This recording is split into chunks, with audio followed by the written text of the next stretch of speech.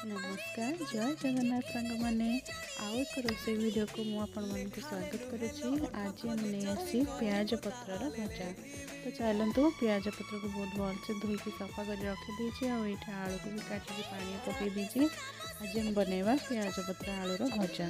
प्रथम कौन करा कड़े गरम करा से तेल दबा आउे शुखला लंका फुटे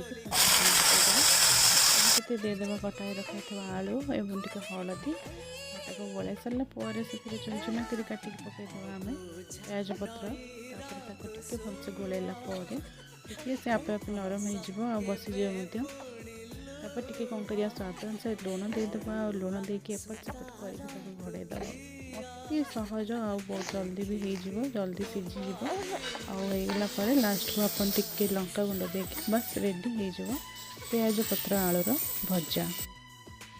शीत दिन तो यहाँ आराम से मार्केट रे अवेलेबल अच्छी मु तो बन के ट्राए कर सारे अपन मैंने भी बनातु आ कहे केमती लगुच गरम गरम खाइले तो यार स्वाद बहुत बढ़िया।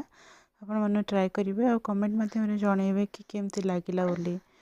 आज लंच रे थिला भात डाली बड़ी आलू तरकारी कोबी तरकारी प्याज पत्र भजा मूला भजा आ साग सांग मैंने किए शागटार ना जानते जदि कमेंट करेंगे जदि शागर रेसिपी आपण मानक दरकार मत कमेंट रे कहे मुझे शागर रेसिपी नहीं आसबि।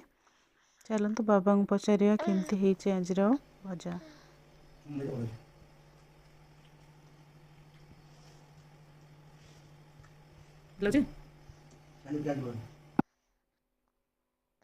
रही जय जगन्नाथ सांग मैंने।